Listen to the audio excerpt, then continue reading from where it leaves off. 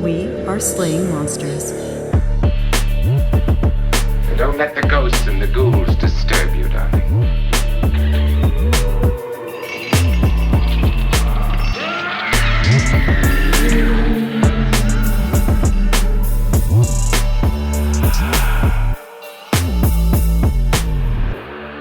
These guys are fun in that they're not really fun. It's kind of interesting how boring it all is, but that's what's interesting to me. Although I do love Gary Drayton.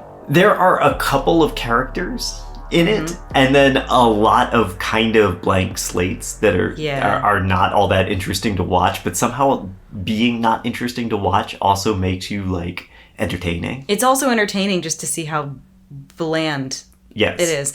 But I think that Jack Bagley, I have to give him a lot of credit because I think he's trying to be like, I think he tries to be fun. Yeah. I think he tries to kind of say fun. I think he tries to, I enjoy his lightness and his like energy, especially when he's with Gary Drayton. I think it's like, oh, let's find something cool. And the positive energy is really cute to watch. But like, it's certainly no Ghost Adventures. I'll just say that. No, it's no Ghost Adventures. I mean, and then you always, I laugh because I always love Billy Gerhardt, because he just kind of sits in the backhoe the whole time and is just has the same face, and then every now and then they'll find something and he'll be like, oh, cool. Yeah. You get a little smile. And he tries to say some stuff sometimes. He's like trying to come out of his shell a little bit, which is really cute. Yeah. I like him. I like him in his backhoe. I think he's a lot of fun, that guy. Yeah, man. So, EJ, the day that this episode comes out is the premiere of season 12 of the History Channel's The Curse of Oak Island. No way. That is the day. We did not plan this.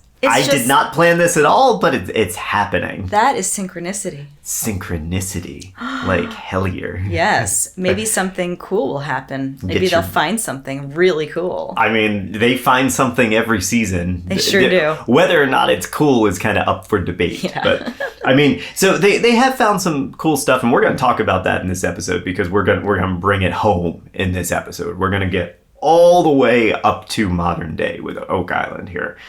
But yeah, I mean, it's just ongoing. The whole thing is ongoing. And they find some things and they drop some things. You know, sometimes they pick stuff up and they drop other stuff. And I mean, we'll see. All of our friends roaming all over that island. We'll see if anything comes to light. And who knows, maybe, you know, in a couple of months we'll have to do an update on maybe one of our Fordians.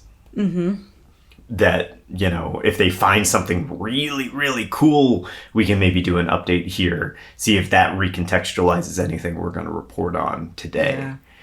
But let's get into it. This is a big episode.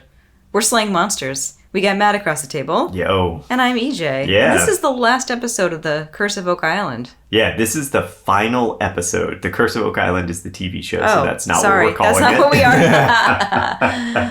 Oh my goodness. Yeah, but this is our final episode on Oak Island, and this is a big one. This is a big one. Before we get in, I just want to give one correction that was sent to me by a listener. Involving the motorcycle daredevils from last episode. You remember Robert Restall? He was a motorcycle daredevil. His wife was a ballerina turned motorcycle daredevil. You asked if they rode around in the Globe of Death, and I said that I didn't think that it had been invented at that time because that was like the 60s. Well, it turns out that the Globe of Death actually existed in the 50s, but was first performed in 1904. Whoa. Yeah. So they probably did ride around in the Globe of Death. Cool. So, when we last left our little pirate treasure / Templar gold / Ark of the Covenant final resting place in Nova Scotia, it was in the wake of a tragedy. 4 men had died, Robert Restall, the daredevil, among them, taking the total number of deaths to 6. If you sit down later today and you watch the premiere of The Curse of Oak Island, they will say that a 7th man needs to die before the treasure is revealed. The landowner of Oak Island, Mel Chappell, he needed somebody to lease his land and continue to dig because the person who had been leasing it, Robert Restall, had died and his wife wanted out. She didn't want anything to do with this dig anymore, which is understandable. She lost her husband. She lost her son at the same time. You remember they were down in the hole, and there was probably carbon monoxide poisoning from their machines down there. Yeah. Well, Mel Chappell found his next sucker, volunteer, half a continent away in Florida. But before we talk about him, let's talk about the thorn in Chappell's side right now. And this is a Halifax native and land surveyor and history buff named Fred Nolan. Hey, it's Fred Nolan time. Yeah, we're going to start to get into some names that you recognize here. All right. So, Fred Nolan was born in 1927 and became one of the first provincial land surveyors in Nova Scotia. By day, he trudged through these humid forests of the province's wilderness, and by night, he pored over maps and charts. He was always fascinated by Spanish treasure galleons and the piracy in the 1700s. And as you can expect, it was impossible not to find the connection with Oak Island. And Nolan visited Oak Island during the 1950s. Now, as a history buff and a lover of the outdoors, he was just hooked on this idea of a buried nautical treasure there. And he didn't really have much attachment to anything but his business. So he contacted Mel Chappell and asked if he could get his own lease to do the treasure hunt. You know, his own version of it, just kind of scope around. Chappell, at the time, had already committed to the ill-fated Robert Restall. This was before his death. And so he turned down Nolan's request, but said, you know what? I got no problem with you. Why don't you come on here? You can do some surveying while Restall does the actual dig. I just can't have you doing any big drilling operations. That's great, you know? Fine, it's great for both of them. See, in Chappell's mind, this new young surveyor could be a really powerful ally because potentially that surveying work could provide a deeper understanding of the land. But Nolan had his own intentions. He surveyed the area, sure, and he looked for sites of old structures, identifying markings, that kind of thing. This is what he's doing. One of his most significant contributions was cataloging and mapping the unusual features that Gilbert Hedden had found in the 1930s, including the drilled rock and the stone triangle that they found there. But Fred Nolan also looked into the property boundary lines while he was surveying. And what he found surprised him. He realized that while Mel Chappell had rightfully claimed about 3/4 of the island, there were a few interior plots of land that had never been officially transferred to him. Or is this the land that belonged to the family before? Yes. Okay. Exactly. Damn. Yeah, the registrar's office in Halifax confirmed it and said, oh yeah, this is the land that belonged to Sarah Sellers. You'll remember her. She was the one who had the accident with the oxen. It fell into a sinkhole. The registrar's office gave him contact information for her next of kin. They still currently owned that land. And Fred Nolan was able to convince them to transfer the land to him. Wow. And Nolan then played his ace in the hole. So in 1963, he met with Mel Chappell and very calmly explained to him that I now own part of the island, but I'll tell you what, I'll turn it over to you if you give me rights to dig the money pit. Is the money pit on... The money pit isn't on that land, though. It's on other land. The money pit is on Chappell's land. Okay. But Fred Nolan owns this land that Chappell claimed that he owned. I would have said no, because that's just basically... We don't know what's on that land. Yeah, that pissed off Chappell. Chappell said no. Yeah. Yeah. He was like, screw you. No way. Yeah. And, I mean, remember that Chappell's father had been present at the 1861 dig. So, to him, Oak Island is kind of a family heirloom, almost. And he's not going to be bullied out of his claim, especially if there's treasure hidden in the money pit. And he's worried that Nolan's going to dig this treasure and keep too much of it for himself. So he refused and told Nolan, take me to court, and kind of assumed that the whole thing was going to blow over. But the thing about Nolan and the thing about these new modern treasure hunters is they're pretty hard-headed and they're pretty obstinate. And so Nolan took Chappell to court. And he won. By 1963, Fred Nolan owned about a quarter of Oak Island, and Mel Chappell owned the rest. And now, Fred Nolan meant business. So he started his own excavation on his land, digging 2 30-foot shafts and finding a brass buckle. Do you know how deep he found that? How deep down he found Yeah, 30 feet. 30 feet down? Oh, how deep did he find the buckle in the dig? I don't know. The money pit was still not within his grasp, though. And no, that's the money pit is still on Chappell's land. That's what he probably really cared about. Well, yeah. I mean, that's where all the rumors circulate, yeah. right? Okay. So he seems to just be there to annoy Chappell. Well, no, I mean, he really believed that there was something on Oak Island. I think he thought that it was pirate gold because he was always really invested in these treasure galleons and the pirate history and all of that stuff. And I mean, also, whatever's there is cool to him.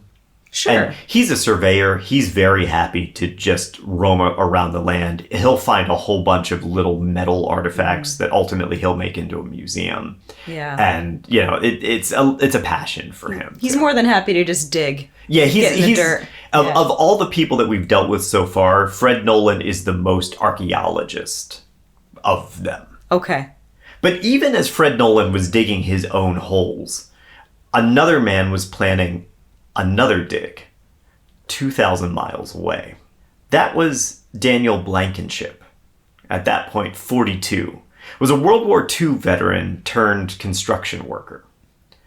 He and his wife Jane had 3 kids. His contracting business brought in enough money to keep everybody happy, but despite this bucolic lifestyle, he's plagued with the 2 qualities that make up the best treasure hunters in the world.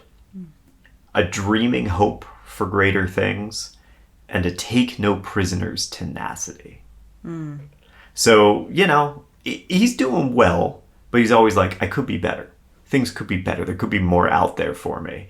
And then he's also ready to do whatever it takes to get to that better thing.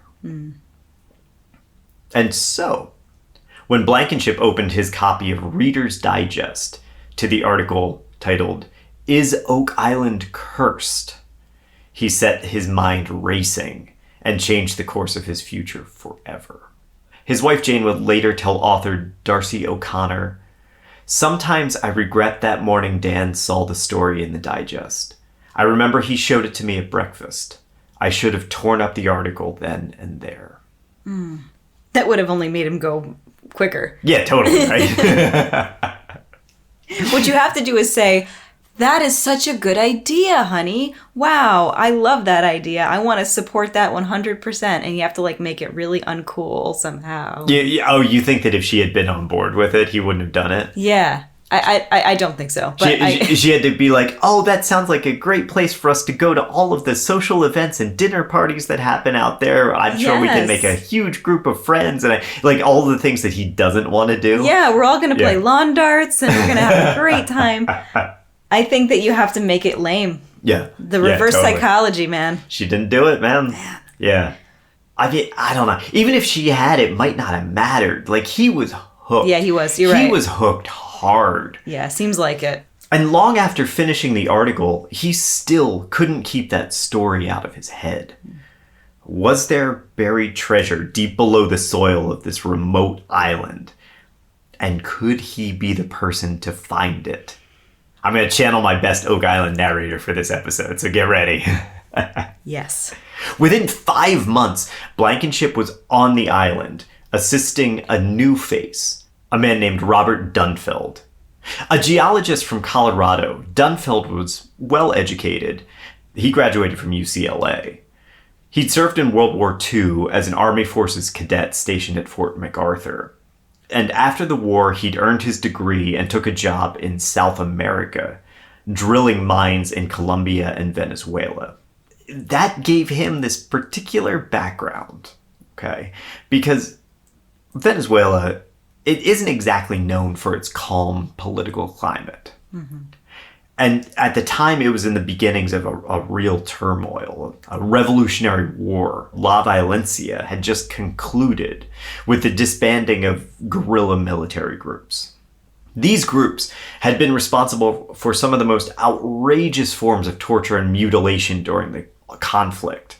And trigger warning, for the next 30 seconds, we're going to talk about some pretty grotesque stuff. They were responsible for crucifixions, dismemberings, and mass rapes.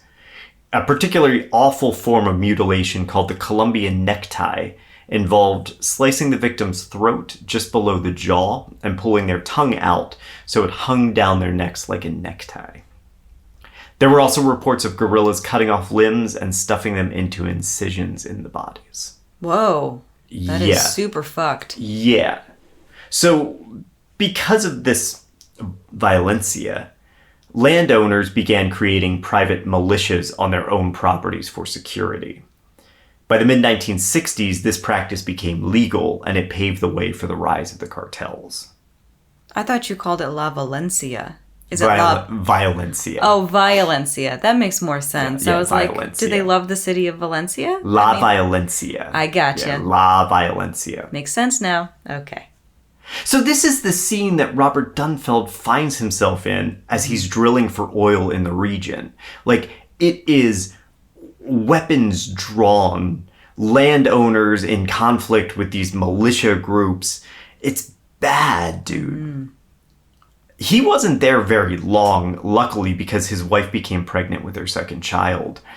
But you can imagine how it shaped the guy. The attitude that he brought after that. Even a short amount of time must have been so stressful for Dunfeld and his family. So they left for calmer places, and he turned his sights on Oak Island because he had heard that they were in need of a good geologist now that Robert Restall had met his unfortunate end. Dunfeld found himself in charge of the entire project now that Restall wasn't around. A man with an inherent go big or go home attitude, I'd say, Dunfeld immediately ordered a massive 70-ton crane and bulldozers be brought to the island. This poor fucking island, man. Oh my God. He's like, we know there's something down there. Nobody's tried to dig a gigantic hole yet. Wow. They might as well bring some machine guns and just decimate the animal population while they're at it. Right, he just brings up all the gorillas. He's like, just shoot right there. Yeah, shoot Bambi, shoot that dove in the tree. Just kill them all. Yeah.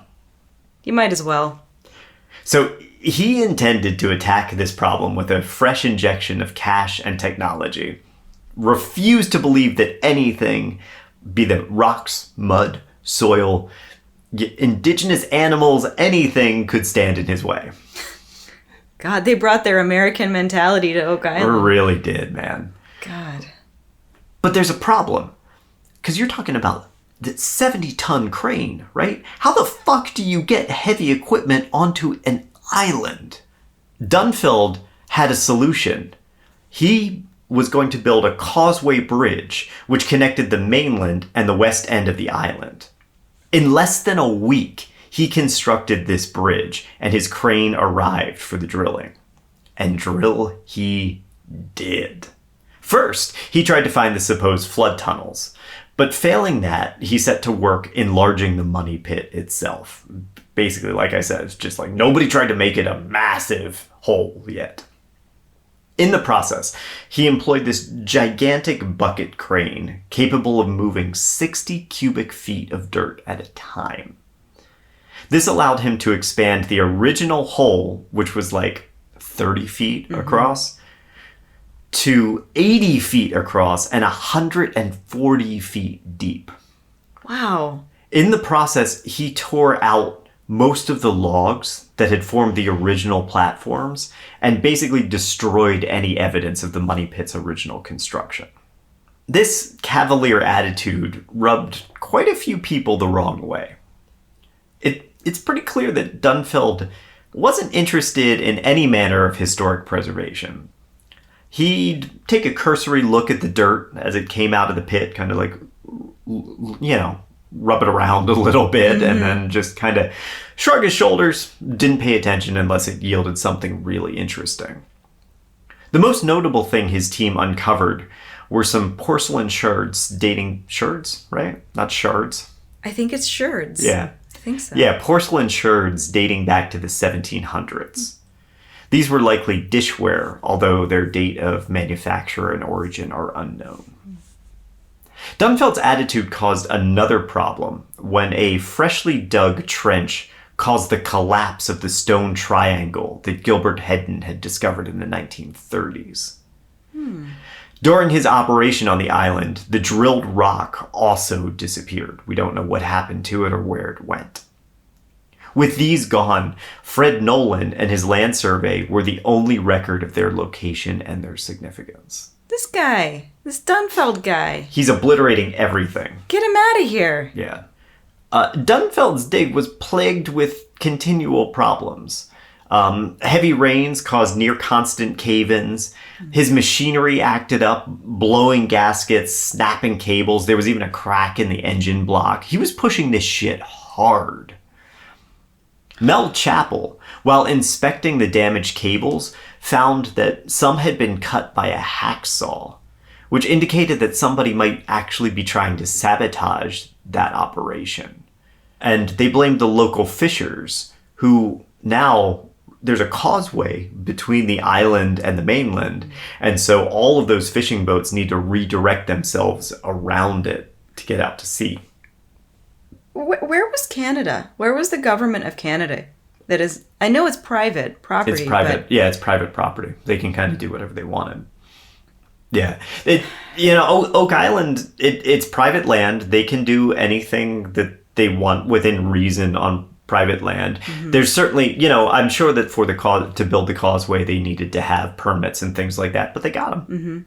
Mm-hmm. I guess so. I'm too much of a conservationist to be okay with any of this shit. Like I watched a piece of my land get sold off to somebody who said to somebody in my family, "Oh, don't worry, we won't mine on it." And then they mined on it. And then they fucking mined on it. Yeah. And I kind of, as much as I detest them for this and am disappointed by my family, mm-hmm. and really, really sad that they're destroying historical pieces of land, because that's what it is. It's indigenous historical land that should be maintained and kept safe. Mining makes more sense to me than a bunch of ding-dongs out searching for treasure. And they're getting nothing. Mm-hmm. At least, you take the TV show Curse of Oak Island. Mm-hmm. They're doing massive damage to the ecosystems on that island. But at least there's kind of an archaeological aspect to it. They are trying to do some preservation. They're trying to learn about the archaeological history of the land. Mm-hmm. Dunfeld wasn't doing any of that shit, dude. He was there. He was like, I think there's treasure. I'm going to destroy the island until I find it. Yeah. Yeah, I mean, I don't agree with the goddamn any of it. Any of the mining, any of the treasure hunting. Right. However, that's really egregious. Yeah. That's bad. And there are a lot of people now who look back on this period of time in Oak Island's history with a very critical lens and say, Dunfeld was the worst thing to happen to Oak Island because he did destroy any of this. And who knows, I don't in particular believe that there were Templar clues that led to a secret buried treasure vault, but if there were, they're gone. Yeah. He obliterated all of it. Wow. Any landmarks that you might find on a pirate treasure map that somebody digs up somewhere, they're gone. Everything is gone now. The local anglers, they weren't the only ones who were upset by this causeway either. See, Dunfeld considered this part of his land, even though it was technically a bridge between the mainland and his property, but he considered the causeway his land. Mm. Fred Nolan asked if he could use it to get back and forth to his land on Oak Island, because right now he's taking a boat. He wants to be able to just drive. But Dunfeld and Chappell refused because there's already bad blood between them, right? Mm-hmm. What with Fred Nolan trying to get land, he essentially got that land and then tried to sell it to them for the rights to dig. Mm-hmm. So Chappell actually went so far as to post an armed guard to stop Nolan from trespassing on the causeway. Oh, wow. And technically, the causeway is actually Canadian public land because it's a bridge over water. Nobody actually owns that bridge. Wow. But they were claiming it as theirs. As I mentioned, Nolan, he's already at odds with them. He considered this kind of a petty act of revenge. Yeah, sounds petty. And so in retaliation, he purchased this tiny, like microscopic little sliver of land on the mainland at Crandall's Point, right at the entrance to the causeway. This effectively gave him land rights to the causeway on the mainland side, and he immediately set up a barricade, preventing Chapel and Dunfeld from using it. Fuck yeah. I love this. And this created this ridiculous situation where the causeway itself was a public access road, but the land on either side was privately owned by different people, and so the causeway was completely inaccessible. Amazing. Good. By the spring of 1966, Dunfeld had spent nearly $130,000 on this project, or about $1.3 million today. He'd burned through his financier's resources so fast that they were struggling to keep up. He was just obliterating them, much like the land on Oak Island. Yeah. Between this monetary frustration and his unpopular reputation with the locals, Dunfeld abandoned the project, with Mel Chapel officially terminating his lease in August of 1966. So now, Chapel needed a new dig leader, and he had just the man for it, Dan Blankenship. The pair had recently fallen in with another Nova Scotia businessman, Dave Tobias, and he was eager to put his considerable wealth behind the dig. It's crazy to think how much money has gone into what's been a fruitless endeavor for so long. But in the mid-1960s, there was a new edition of Edward Snow's book, True Tales of Buried Treasure, that was re-released on shelves again. And it repeated the flawed story of the inscribed stone at 90 feet and the legend of the 2 million buried pounds. Mm-hmm. So again, this is kind of popping up into the public's consciousness. And that inspired a series of newspaper headlines, again, repeating the story and the rhetoric. And they cited Robert Restall's death in the pursuit of the buried treasure, because that's flashy, you know? Mm-hmm. Tobias, he's the new financial backer, and he came in and started paying Nolan $1,000 for the rights to the causeway, creating a shaky truth for the moment. Every year he got $1,000 for it. And at least that made Nolan say, okay, you can use it. Intending to attack the island in a more systematic way, Blankenship and Tobias removed the majority of the heavy digging equipment and went back to focusing on the money pit and the nearby areas in a more environmentally friendly way. Mm-hmm. Not in a scorched earth kind of a way. Yeah, exactly. Yeah. They also had to mend fences with a whole bunch of the Nova Scotia locals and like the anglers there and all of that stuff because they have the opportunity now. You know, they say, oh man, that guy did a really shitty job. I'm so sorry he wrecked your livelihood. We're going to try to make amends. Meanwhile, Fred Nolan continued his own search, draining the swamp on his land and finding various artifacts, including hinges, old wood, and metal fragments, all of which convinced him that he was on the right path. But this is the same location where that barn came over in the hurricane, right? No, but we're going to talk about that in a second. Okay. Yeah. So you've got these two independent groups working on the secret of Oak Island. You got Blankenship and Tobias under the authority of Mel Chapel, and Nolan just kind of independently on his own. Blankenship and Chapel's new group founded a fresh company, the Triton Alliance, with money from Tobias. Tobias is just the big financial backer right now. Mm-hmm. They could have included Nolan in this enterprise, but they didn't, and that pissed him off. Claiming that he never agreed to anything with Triton and that his deal was not with them at all, Nolan again chained off his land and refused to let the company use it. But what does Nolan expect, to be honest? Like, They don't like him, so of course they're not going to let him go play ball with them. And he doesn't like them either. He was willing to profit off of them, but he really doesn't like these people. Triton responded by gating off the land on their side, and again, the causeway was made inaccessible. That stalemate escalated even more when Chapel discovered that Nolan had applied for a treasure trove license. So essentially what happens here is the treasure trove license allows him to dig and recover anything on his land. Anything that he finds is his property. Because it could theoretically, if it's historical, need to go to the Canadian government. Exactly. Now, Chapel has a treasure trove license. He's had one for a while. Nolan just got one. Okay.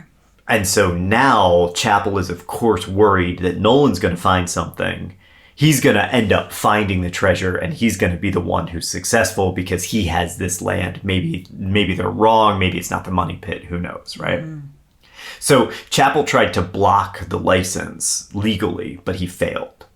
That attempted pushback goaded Nolan to further action.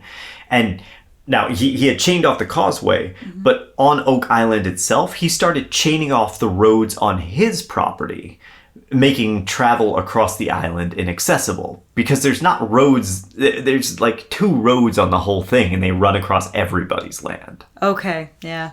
I'm starting to get lost in the name salad. It is a name salad. Oh, I'm starting to get lost in the name salad. So Dan Blankenship, he had been working with Dunfeld, right?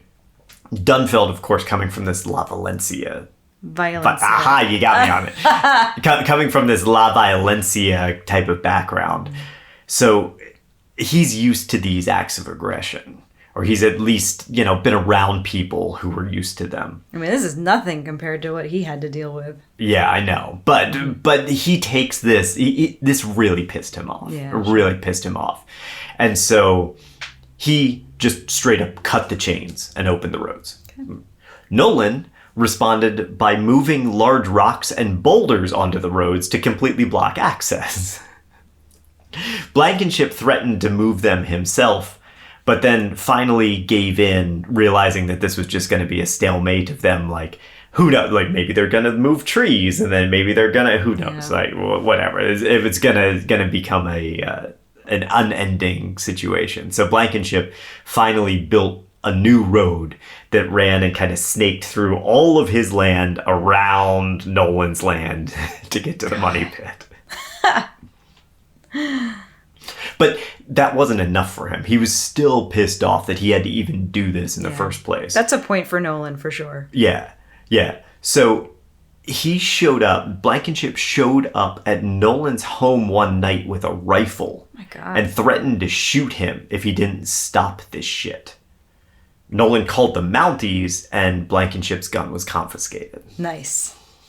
Now, while all this unrest occurred, both parties were still digging.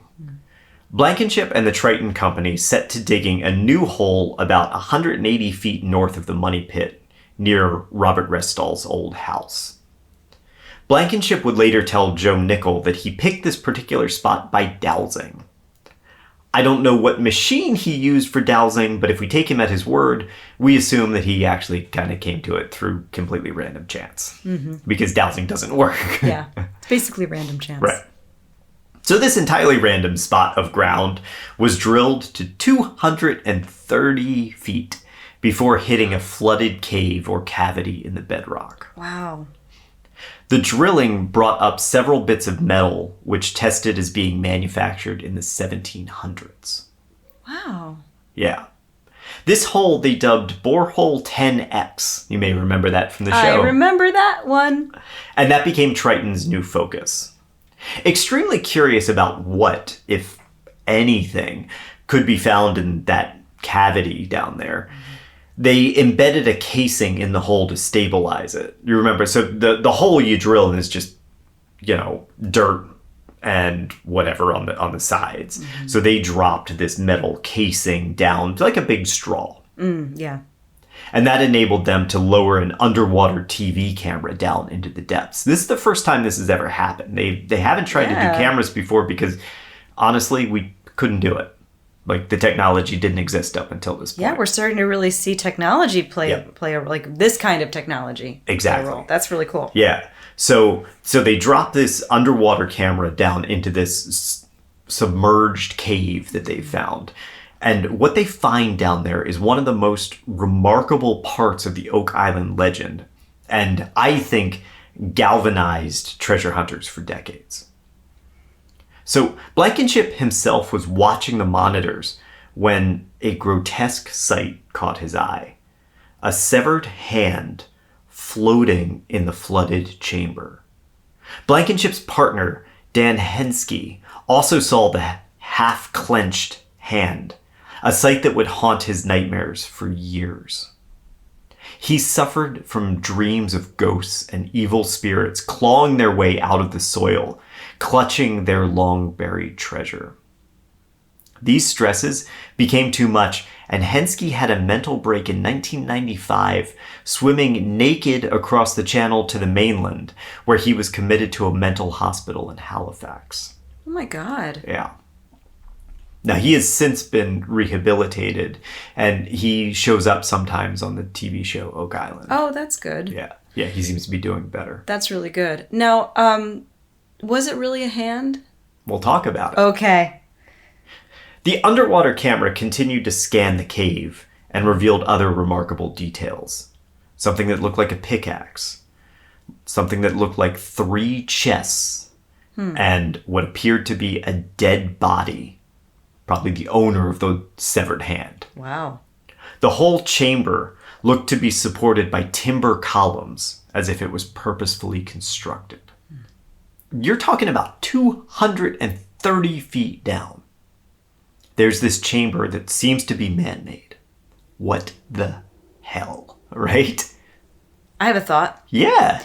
I wonder if this is a case of, not pareidolia. What's the other word? Apophenia. Apophenia, where they're seeing what they want to see in a mess of different information. That would actually be pareidolia. That so would be pareidolia pareidolia? is specifically sight. Apophenia is all It's everything? anything. Yeah. Okay, yeah. so pareidolia then, yeah. That's what my thinking is for this. You're pretty much right. All right. So divers tried to investigate this cave, but I mean, you got to think about the challenge of diving down a narrow tunnel. First, they lower you down an elevator, right? And when I say elevator, I mean like a platform with pulleys. They lower you down, then you hit the water, and then you swim, and there's this very confined chamber down there. You only have the tunnel and the borehole to go up through. It's sketchy, very sketchy, yeah. And I mean, the visibility is also next to nothing because the whole cave is filled with silt. So their effort was kind of fruitless. They couldn't see much down there.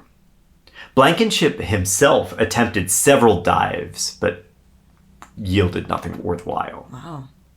On one of his dives, he realized that the site was gradually collapsing, which meant that any further investigation was going to be too dangerous. The chests, the human remains, if they existed, were going to have to remain mysteries. So, despite Triton's continued efforts to drain and support this chamber, Oak Island had other intentions. In 1975, the support casing failed, with Dan Blankenship inside. Damn.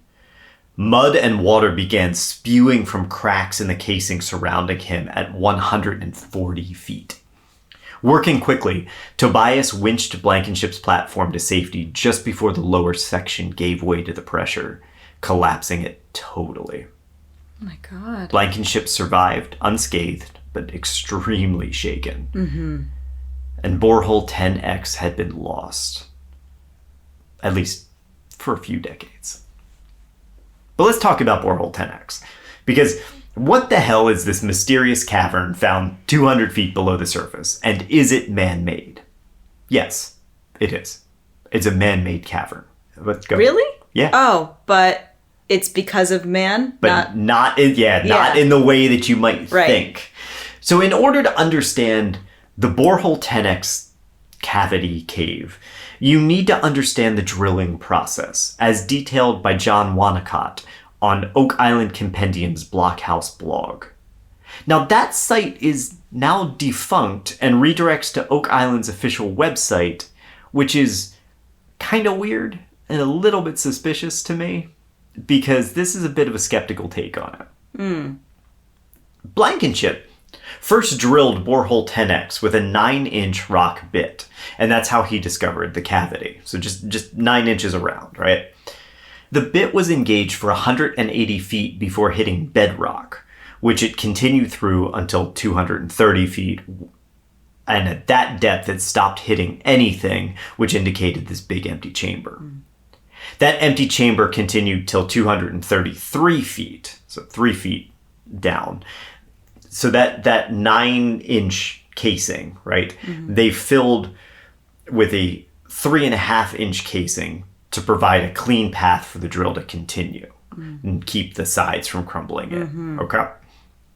And at this point, you have a 9-inch hole, not big enough for a diver or any camera, right?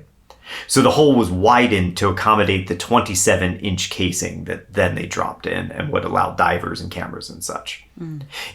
So you gotta move a bunch of dirt in order to do that and get the casing that is going to be wide enough to allow you to get into this cavern. You follow? In his own words, Blankenship said they widened it this way. Quote, "I purchased a case of dynamite in Halifax. We then started to systematically blast and bale the bottom of the hole and worked our way up. The blasting was done with 2 sticks of 2-inch by 8-inch of 75% dynamite using a cap for each stick. And this was done every 2 feet and baled out each time to 232 feet. Blankenship detonated 14 different charges during the course of widening this hole.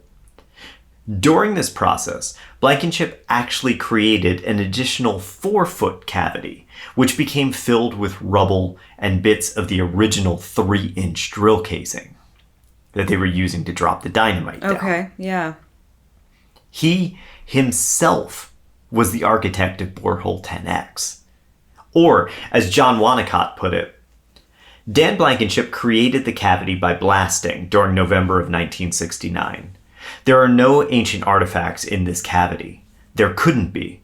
Before 1969, the cavity was weathered bedrock. Everything seen on video image or sonic surveys in the cavity since 1969 is either recent materials dropped down the 27-inch shaft, or drill casings misrepresented as support posts, or shadows created by downhole lights, or pieces of rock that have been misinterpreted as ancient artifacts, a dead body, or treasure chests. So what was Borehole 10X? A drill site found by illogical means. Remember, we dowsed to get there. Yeah, like why did they pick that? Because of Right, dowsing, yeah. so chance. Yeah. Yes. Created by dynamite, filled with pareidolia-inducing rubble and sections of old casing that looked like upright supports. Why didn't he figure that his blasting didn't cause a cavern to form? That's a really good question. I don't know. I think sometimes the people who are involved in this are just so desperate for the crumbs of success because you're faced with so much failure all the time that when you get that hit, you're like, oh wow, that's awesome. This is 100%. You're willing to ignore all the possible realities, you know, Yeah. for the fantastical. Makes sense. So anyway, it is man-made, but definitely not pirate treasure or Templar vault. Once again, nobody back then could have gotten that deep and put something down there. Which is crazy too. You see no evidence of a dig site at all, and you're like, we're going to dig to 230 feet, and there's a cavity here. This is definitely it. I mean, I guess maybe their thinking was that there was another entrance hole that they hadn't found yet, but still, man, it's nuts. Yeah, that just the concept alone of Yeah. finding something that deep is absolutely beyond for me. Well, and for you and for David Tobias too. So, and he's the money of the operation. Ugh, poor But guy. he never saw much value in Borehole 10X, and it frustrated him that Blankenship was so fixated on it. The tension of this fruitless effort caused conflict between the men, and I consider it like the first crack in the wall between them. Blankenship's other method of attack was Smith's Cove. Now here he intended to dam the cove, preventing the water from running into the flood tunnels, which flood tunnels didn't exist, but he thought they existed. But during this process, the Triton Company found something unusual under the shallow water of the beach. Once dammed at low tide, they revealed a U-shaped structure constructed of beams 2 foot thick and 30 to 60 feet long. These were notched every few feet, with some of the notches still containing wooden dowels. Each notch also bore a Roman numeral. You may remember this structure from earlier when Gilbert Hedden discovered it and assumed it was a slipway. Right. Or a boat ramp. Blankenship believed it was a wharf and indicated the island was a hub of shipping activity. And as we talked about, it's probably the remains of a barn that was lost in a storm. Meanwhile, Fred Nolan continued his search for treasure on the island in the swamps. That's kind of where his land is. He kind of has the swamp. He built a museum on the mainland to keep his findings and display them, like all these small trinkets, odds and ends that he found. Most notably, in 1981, he identified a series of pointed boulders that he believed formed a cross on his land. Oh, Nolan's Cross. Nolan's Cross, right. Exactly, yeah. Those boulders were the only ones of their kind found on the island, at least arranged that way, right? Very excited at this prospect, Nolan dug up the ground underneath the center boulder, kind of assuming like, hey, X marks the spot, right? This is it. And he found dirt and another boulder. No treasure. Now, the boulders themselves, on a canvas of nothing but dots, you can find any pattern that you want. And that's basically rocks on any given island where... These are pretty clearly set out by people, though. Okay, so that was my question. Yeah. So these are very particular... they're I guess they're native rock, you know, like they're from there, but they had to have been particularly chosen and placed, you're saying. Yeah, it really seems like they were. It doesn't seem impossible, but it just seems like, what's the point? It's unusual, right? Not impossible, but very unusual. Yeah. So maybe property markers? You're exactly right. Okay. Yeah, that's the most likely explanation for Nolan's Cross, property boundary markers. For fun, I overlaid the original property line map laid out in the 1760 Shoreham Grant over a map of the island, and I found that Nolan's Cross lands pretty close to perfect on the boundaries between lots 9 and 10, 10 and 11, and 12 and 13. Oh, wow. So they were probably originally Shoreham Grant property markers. Wow. Okay. Now, there's been a lot of talk about how if you draw lines from Nolan's Cross, they connect to various places around the world, like castles in France, an island in Denmark, and other places like that. But realize, if you draw a line from anywhere to anywhere, it's going to connect somewhere. Oh, it definitely will. Right? Yeah. It's the same ill-understood assumption of ley lines. The idea that there are these supernatural energy conduits that run in straight lines and cover the entire world. They say that about like all these property places, the Nazca lines, they say that, and, you know, there's a ley line from Easter Island to, I don't know, wherever. They make all this stuff up.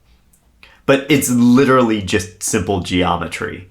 Draw a line from one place to another, there's going to be some things along it. Yeah.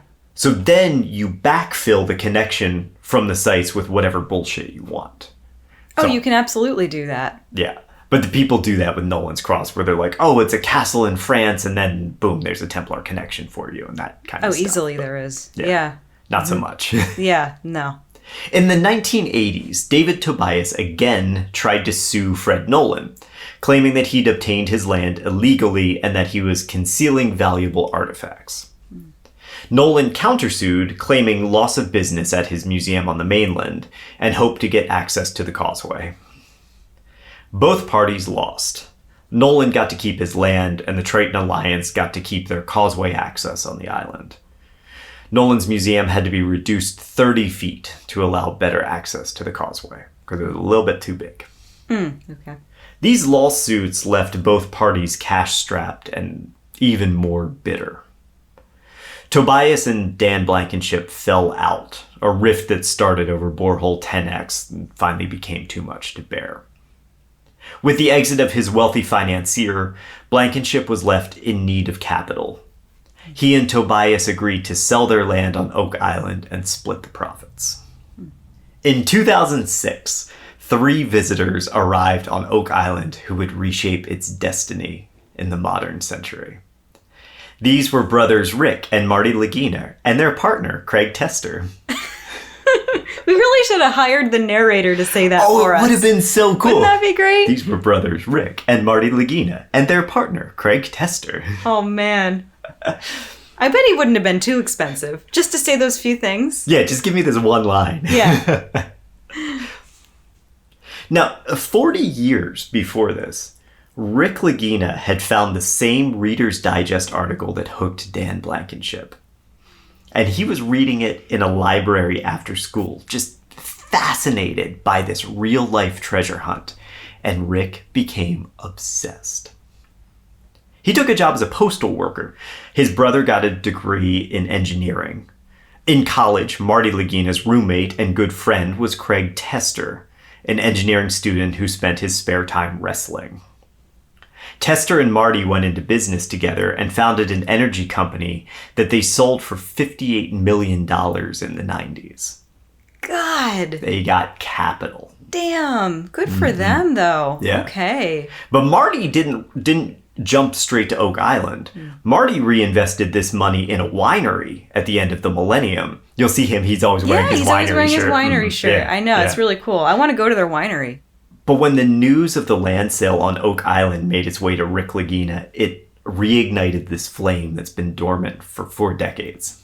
The following year, brothers Rick and Marty Lagina and their partner, Craig Tester, met with Dan Blankenship on Oak Island. And it's all coming together, folks. The brothers agreed to buy 50% of Triton's land and applied for their treasure trove permit and started digging. In 2013, Prometheus Entertainment approached the Laginas, and a new venture was formed. That year, in addition to digging crews and archaeologists, the island swarmed with production crews. In 2014, the first episode of The Curse of Oak Island aired.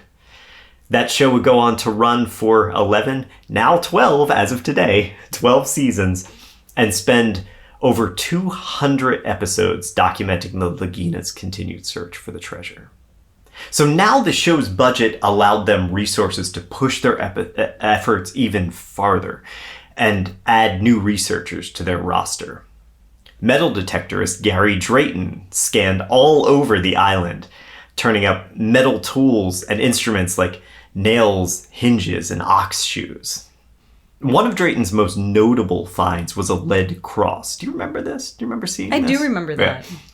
Yeah, he found it while metal detecting in Smith's Cove.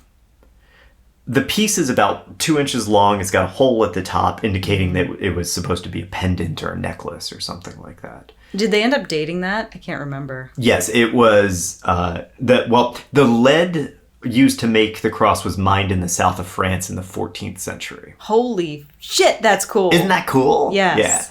Yeah. And of course, this got a ton of buzz because, the cross symbol is always associated with Knights Templar, and they're like, oh, cool. Well, this is evidence that the Knights Templar were here, right? Yeah.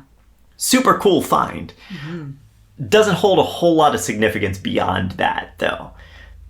First off, Christianity, I'd say it was pretty popular during the last 2,000 years. Mm-hmm. So finding some Christian iconography, that's not really that remarkable, you know? It doesn't automatically indicate that the Knights Templar were on the island. And while the cross is old, it's very likely it was just a necklace somebody wore and maybe something that was passed down. Because Amazon's a new invention, right? It's not like people in medieval times and the age of the sale had next day delivery on stuff. So when you made something, you would keep it for a long time, and you would pass it down, especially jewelry. Even now, we pass jewelry down from generation to generation. It's not crazy to believe that that was something that was handed down from the 14th century, not necessarily indicating that there were people from the 14th century there in the 14th century. Yeah, and even just because it was mined in the south of France in the 14th century, that maybe like, does that mean that the necklace was formed in the 14th century, or could the necklace have been formed much later? I see what you're saying. Yeah. I don't think we know that. I think we can date the metal as to where it came from and when it was mined, but I don't think we can date the techniques that closely. Because that's another, I think, reason why we can't necessarily say that it was a 14th century necklace. For sure, It was a 14th century piece of rock that was mined. Right. Yeah. So we don't know the story from rock to necklace. Right. And things like that changed a lot too. I mean, there's plenty of times where you get gold or silver or something that gets reformed and reshaped into a different piece, and gets resold and whatever. That's another thing. Yeah. I mean, they probably did that too, because it wasn't like stuff was always easy to have. Right. So you would repurpose things. Exactly. Yeah. Yeah. It's also interesting to note that lead crosses, like the one Drayton found, were common fashion accessories throughout the 18th century, which would put them like right in line with the original occupants of Oak Island and the Shoreham Grant. So could have just been something that somebody had. Yeah. Very cool piece, though. Very cool piece. Yeah.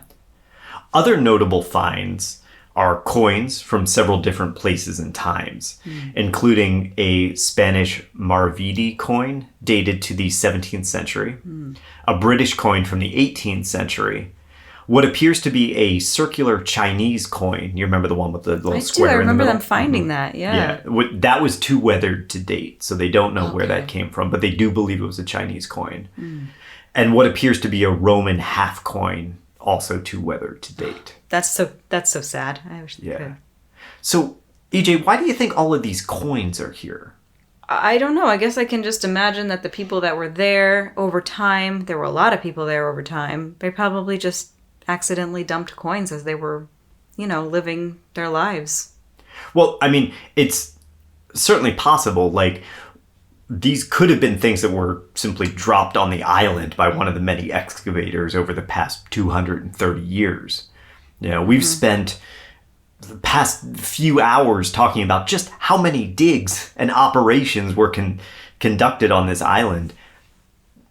That produces a lot of artifacts over a long history. And I mean, this accounts for a lot of Gary Drayton's finds. When you're talking about ox shoes and things like that, well, you've been doing operations here since 1795. Of course you were bringing things in with oxen, right? Yeah. And remember, a lot of these are treasure hunters. That's exactly the kind of person who might carry and drop or lose an exotic coin or a unique trinket. That's a good point. Like a pewter cross, right? So that's one explanation. But Dr. Andre Kostopoulos has another theory. So he's an archaeologist and anthropologist working at the University of Alberta and blogging on Archaeothoughts. And he proposes this. They may have been ballast for ships. A coin? Yeah. Say you're a captain sailing for trade, right? From the Americas to Europe. So you'll be leaving port empty and returning full, But that totally changed the way the ship sailed, because she'd be bogged down on the return trip and require different sail configurations to get her moving, right? So to counteract that deficit, sailors would fill their empty ships with ballast, which is essentially just heavy junk. Oh. Bags of sand and gravel, various scrap metals, anything they could find to approximate the weight of their future cargo. Oftentimes, this was just shoveled up from riverbanks and dumped into bags, meaning that anything that got mixed up in the river could end up in the ballast and travel along on the ship's journey. That is so cool. Yeah. So frequently, these dumped ballasts would be reused by other ships on the port, meaning that a single piece of metal or coin could travel thousands of miles on different shipping routes. Wow. Dr. Kostopoulos explains the problem that ballast causes for archaeologists and says, one of the most fascinating aspects of ballast archaeology is that objects were often moved around the Mediterranean and European Atlantic coast through ballast loading and dumping before they even got to the Americas. A coin taken as ballast in Rhodes, Greece, could be dumped in Marseille, taken up again from a ballast dump, carried to La Rochelle, dumped again, taken on with a Paleolithic flint artifact and carried to Massachusetts, or maybe Mahone Bay, and dumped there to be found again in 2023. Wow. That's bananas. I didn't know they did that. Yeah. Yep. Wow. And ballast could be anything, Yeah. including scrap metal, which would explain not only the outlier coins, but also the various bits of metal that Fred Nolan found, and maybe even the Templar cross necklace, and maybe even the flagstones from the original money pit. If we assume that no treasure ever existed on Oak Island, but that it was used as an unofficial dumping port for ballast, it explains all of the anomalous findings there without needing Knights Templar or Captain Kidd. Because there's another interesting aspect to this too. Say you're a port, say you're Boston, right? You're a huge shipping community. What you don't actually want is for a bunch of ships to show up there and then just dump their trash all over the place, get loaded down, and leave. A lot of times ballast dumping was made illegal. Is that what the Ballast Point beer is probably based on? Like, do you think they had points along routes where you would, like, close to your destination where you would throw your ballast? I believe that ballast point refers to the point where you have enough ballast that it approximates the weight of what you're going to take on. Oh, that's like a measurement. That's where you float. It's not a place. Right. I don't think so. Yeah. But it's not hard to believe though that there are locations near your port where you would dump. Yes. Legally or not. Right. Right. And the idea that Dr. Kostopoulos puts out here is that Oak Island was one of these illegal dumping points because for a long time it was barely inhabited or uninhabited. And it's really close to Boston and New Halifax. York and Halifax. And so it'd be really easy for you to just show up, dump your ballast, make it a very short trip to wherever you were headed, load up, and then head back east. Awesome. Despite Prometheus Entertainment's financial resources and the Lagina's continued attempts, after over 200 episodes, no treasure cache was ever found. Remarkably, however, the Lagina seemed to mend fences on the island. The series featured appearances from both Dan Blankenship and Fred Nolan, shaking hands and reconciling. That is so sweet, especially now that I have a better sense of the feud. Because I don't think they got into the pettiness of it. No, they didn't. They not wouldn't. at all. They wouldn't do that. But like, that is more impactful now. Yeah. Rick Lagina said, "I thought it was important to the search that the relationship had to mend."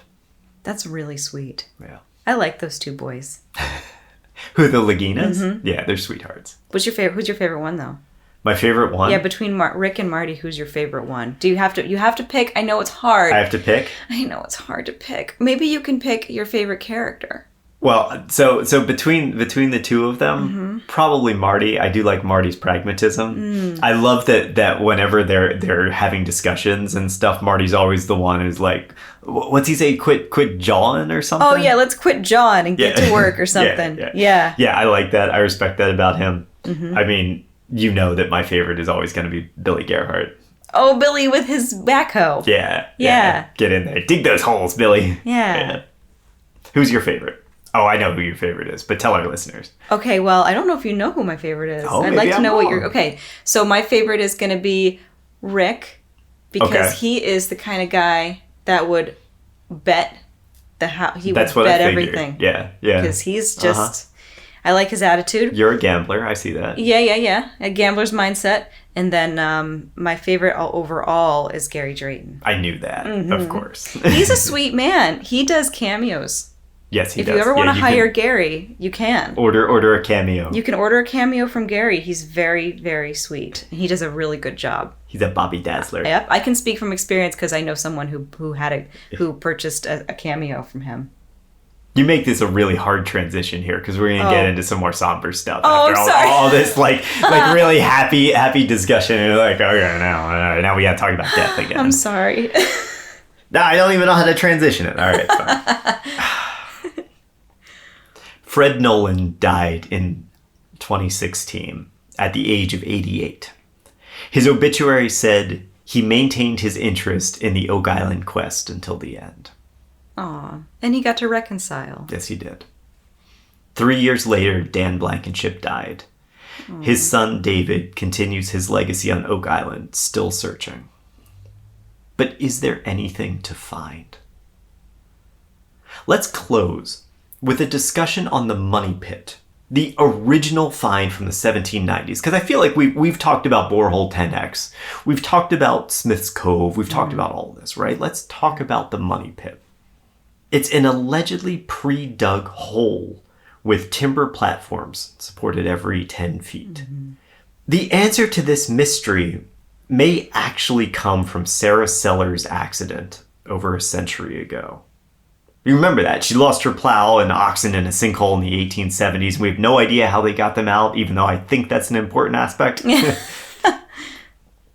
It turns out that might not have been out of the ordinary. See, Oak Island is, according to Dan Blankenship's own research, a foundation of anhydrite and limestone. Geologists note that these minerals are often linked to the formation of caves and caverns, as well as sinkholes. In fact, sinkholes have been reported all over the region, including on the mainland. In 1949, while digging a well on the mainland shores of Mahone Bay, workers struck something unusual. Quote, "At about 200 feet down, a layer of fieldstone was struck. Then logs of spruce and oak were unearthed at irregular intervals, and some of the wood was charred. The immediate suspicion was another money pit had been found." These similarities are striking.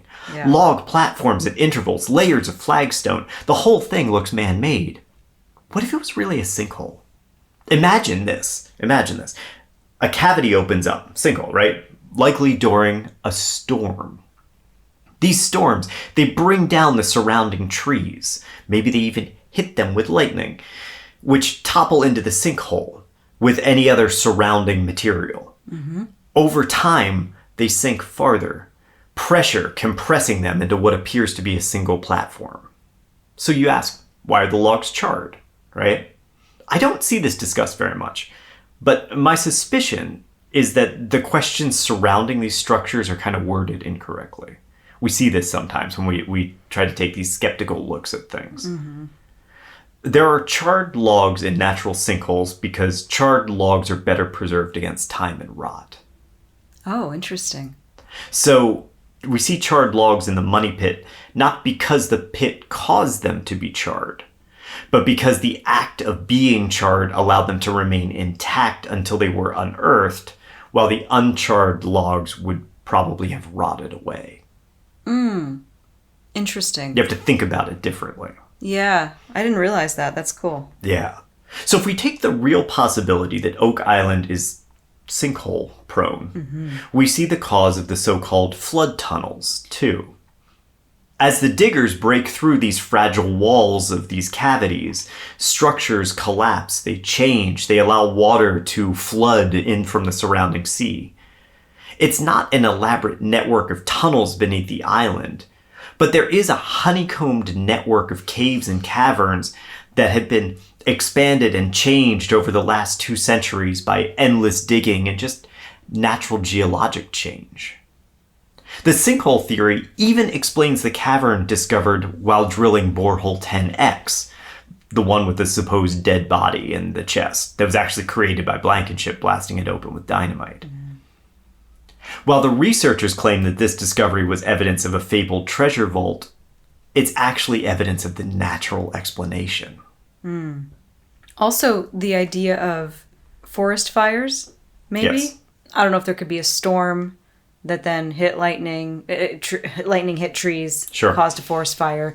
The ground is already weakened, and then you can get many, many trees that are charred going down into those sinkholes. Absolutely. And then it can happen over Yeah.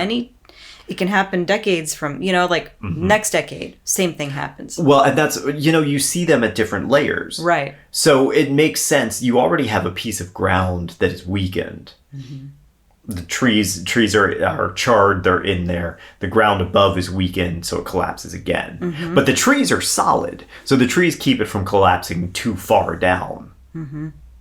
And then it happens again, and then it happens again, and then it happens again. Because forest fires are common. I mean, Absolutely. they happen. They're very natural. And storms like that are common there too. It's also worth pointing out that not only would these flood tunnels and these incredibly deep money pits be impossible to create using archaic means, they would also be the only ones of their kind in the entire world.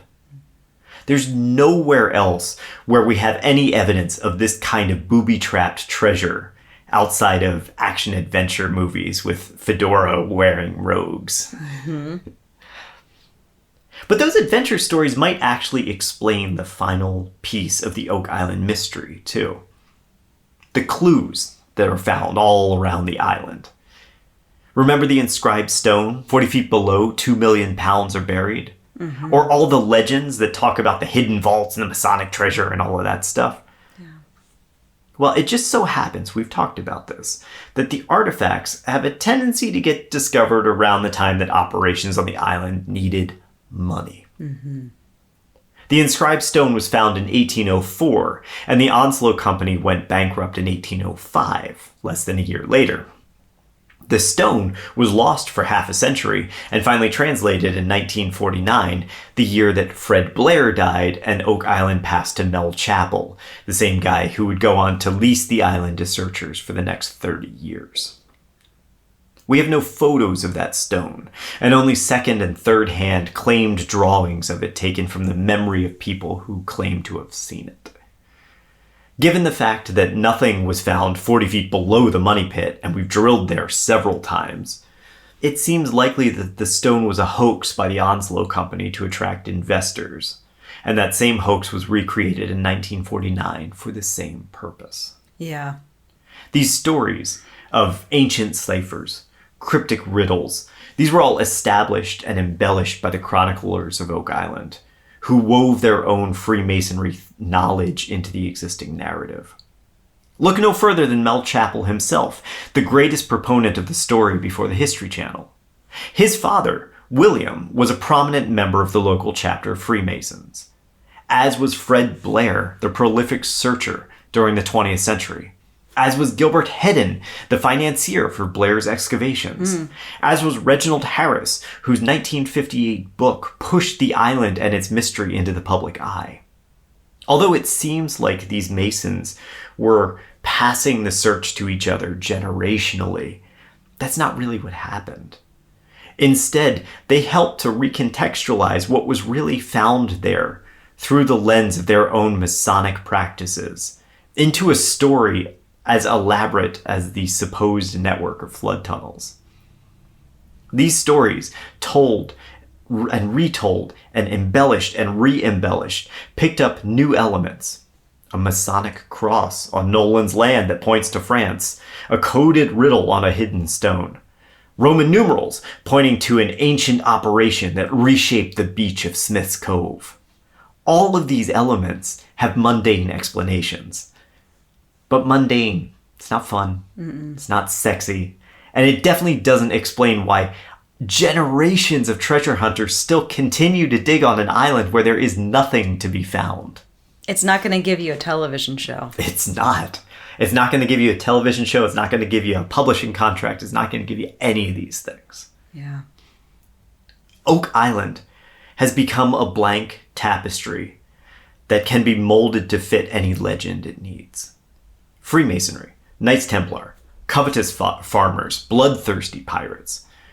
As the stories grew and the digs intensified, you became guaranteed to find something on the island because so many people had searched before you. Oak Island became a self-fulfilling prophecy, one where anything on the ground, silver coins, hinges, buckles, could all be keys that unlock the centuries-old mystery and finally connect the place to one of the fables. But the real story of Oak Island is a legacy of treasure hunters, all building a legend on the backs of each other. I don't believe there was ever any treasure there, other than the friends we made along the way. Mm-hmm. But this myth, built over centuries by armies of searchers, has become something more than the hunt for buried riches. It's an odyssey of human ingenuity, not the traps and the vaults, but the stories we build surrounding them. It's a way for us to push back against the mundane claim that everything has been found, that there's nothing left out there. It's our way to inject a mysterious story back into the world, to light a lantern and descend a ladder and crawl through a tunnel in search of the unknown. That's the story of Oak Island. Nice. Very good. Thank you. Very cool. Oh man, that's great. It's hard to tell someone that there's nothing there. Yeah.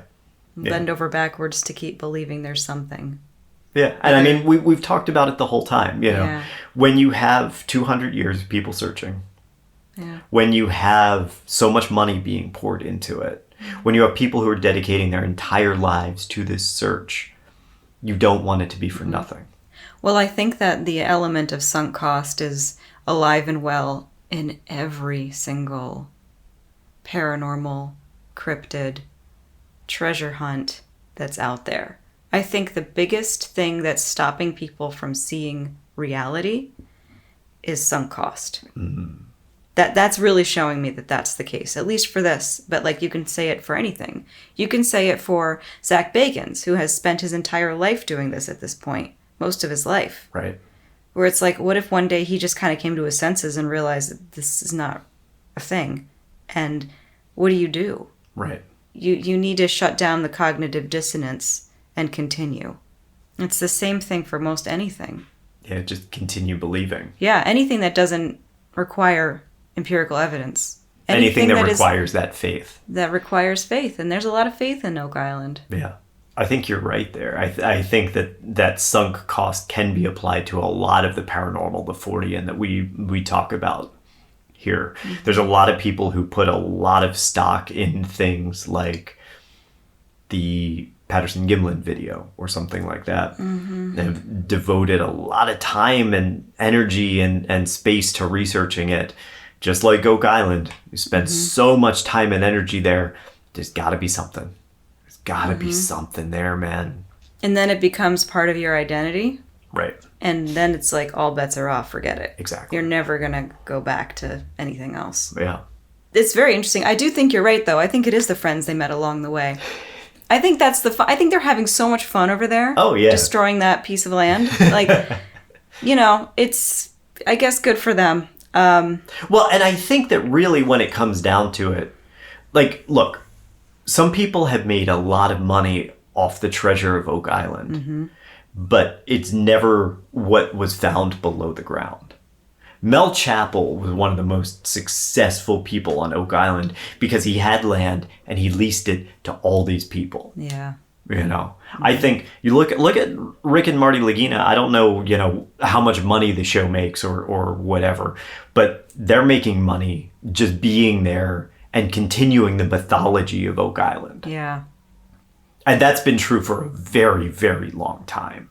Oak Island very quickly became a land leasing scheme, I think. Yeah. And the mystery, this potential treasure that you could find there was a very convenient way to get a bunch of people interested in it. Yeah, it's really smart. Mm-hmm. So that is the story of Oak Island. Nice. It's been a long one. It's been a very, very long one. Yeah. We dug a really big hole for this. Dug a deep, deep hole. Deep hole. I'm very proud of us because we did not make a whole lot of jokes about holes and shafts and all that stuff. I feel like we've grown. We really have grown a lot as people. We made some puns early on, which are respectable. Yeah. Well, puns are one of the higher form of humor. Pun is the most high form of humor, of course. But Yeah, we didn't do a whole lot of... Yeah. Then we kind of dropped it, too. So that's good. We did drop the pun stuff. Yeah. But that's okay. I think we exhausted it. Just kind of like Borehole 10. We exhausted that bitch. Like, it was like... I don't know what else we could have said. I'm trying to think of one, but I can't. I know, because we thought of them all. I think we made it through a whole of them. Good for us. Yeah, I know. I'm proud of us. Next time we are going to turn to something spooky and something maybe a little evil. Well, thank you all so much for listening and going down this journey into the Oak Island money pit with us. I'm glad we all survived. Thank you all so much for listening, and we'll be with you next time. Yeah, thanks everybody. Be safe out there. Oh, you always say that. You should say it. You can say it. I can say it too? Yeah, sure. Be safe. There, Out I said there. it. Out there. Be safe out there. Next time.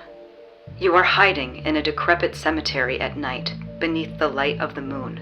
Crouching behind tombstones, heart pounding, terrified to make a sound. Pursuing you is a monstrous creature with hypnotic red eyes and an insatiable lust for your blood. Thanks for listening to Slaying Monsters, the Paranormal History Podcast. If you like the podcast, there's a couple ways to show your support.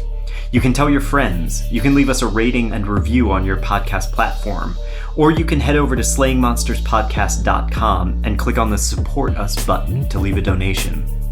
For questions, suggestions, and other feedback, reach out to us, slayingmonsterspodcast@gmail.com, and stay up to date by following us on Instagram @slayingmonsterspodcast. Your support helps us grow, and we are truly grateful to have our listeners and community.